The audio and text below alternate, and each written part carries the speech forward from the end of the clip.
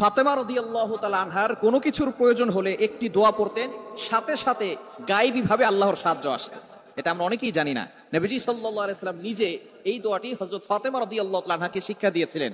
ফাতেমা রাদিয়াল্লাহু তাআলা আনহা বাসায় এসে তিনি এই দোয়ার আমল করতেন এবং সাথে সাথে গায়েবী সাহায্য আসতো। রিজিক নিয়ে তিনি কখনো টেনশন করতেন না।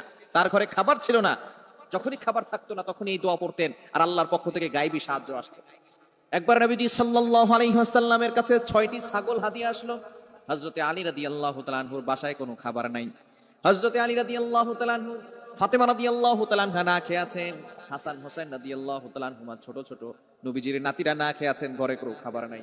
আলী রাদিয়াল্লাহু তাআলা আনহু মসজিদে গেলেন, যাওয়ার পরে দেখলেন নবীজির কাছে 6টা ছাগল হাদিয়া আসছে। আলী রাদিয়াল্লাহু তাআলা আনহু মনে মনে একটি শান্তি পেলেন, আর চিন্তা করতে লাগলেন বাসায় যাওয়ার পরে ফাতেমাকে নবীজির কাছে পাঠাবো আর বলে দিব নবীজির কাছ থেকে যাতে করে একটা ছাগল হাদিয়া নিয়ে আসে।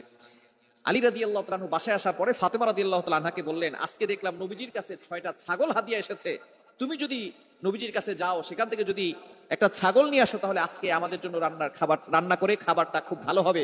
আমার সন্তানরা অনেকদিন ধরে না খেয়ে আছে, আমরাও কিছুদিন না খেয়ে আছি, তুমি তোমার বাবার কাছে যাও। ফাতেমা রাদিয়াল্লাহু তাআলা আনহা চলে গেলেন বাবার কাছে। নবীজি সাল্লাল্লাহু আলাইহি সাল্লামের কাছে যাওয়ার পরে ফাতেমা রাদিয়াল্লাহু তাআলা আনহা বললেন, আব্বাজান, আমার বাসায় কোনো খাবার নাই, আপনার নাতি 2জন ক্ষুধার তাড়নায় কাতরাচ্ছে, আপনার কাছে নাকি 6টা ছাগল হাদিয়া এসেছে, ওই ছাগলের ভিতরে আমাকে একটা ছাগল হাদিয়া দিয়ে দেন। ফাতেমা রাদিয়াল্লাহু তাআলা আনহাকে নবীজি সাল্লাল্লাহু আলাইহি ওয়াসাল্লাম বললেন, ফাতেমা, তোমাকে আমি চাইলে ছাগল দিতে পারি, 6টা হাদিয়া এসেছে, 6টা এখনো আছে, আমি এখনো কাউকে এগুলো দেই নাই, তোমাকে চাইলে দিতে পারি, কিন্তু এই ছাগল তুমি কয়দিন খাবে? 1 দিন, 2 দিন, 3 দিন, 6 দিন, 7 দিন খেতে পারবে, তারপরে তো ছাগল শেষ হয়ে যাবে।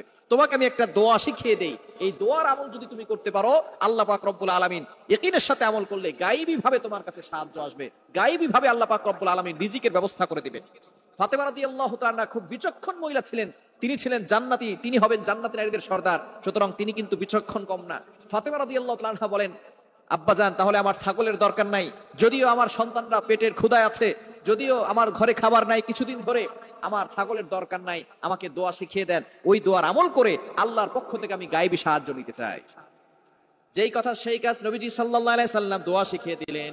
বাসায় যাওয়ার পরে আলী রাদিয়াল্লাহু তাআলা আনহু যখনই দেখলেন ফাতেমা রাদিয়াল্লাহু তাআলা আনহার হাতে কিছুই নাই, তখন তিনি বললেন, তোমার বাবা নিশ্চয়ই কিছু শিখিয়ে দিয়েছেন। কি শিখিয়ে দিয়েছেন? ফাতেমা রাদিয়াল্লাহু তাআলা আনহা বলেন, আমাকে এমন একটা দোয়া শিখিয়েছেন, এই দোয়ার আমল যদি আমরা করি তাহলে ঘরে অভাব থাকবে না, আল্লাহ পাক রব্বুল আলামিন গায়েবী ভাবে রিজিকের ব্যবস্থা করে দিবেন। সাথে সাথে ফাতেমা রাদিয়াল্লাহু তাআলা আনহা আর হযরত আলী রাদিয়াল্লাহু তাআলা আনহু 2 জনে মিলে এই আমলটা করা শুরু করলেন, আর আল্লাহ পাক রব্বুল আলামিন তাদের কাছে গায়েবী ভাবে রিজিক পাঠিয়ে দিলেন। দোয়াটি হচ্ছে, আল্লাহুম্মা ইয়া আউয়ালাল আউয়ালিন, ইয়া আখিরাল আখিরিন, ইয়া যাল কুওয়াতিল মাতিন, ইয়া রাহিমাল মাসাকিন।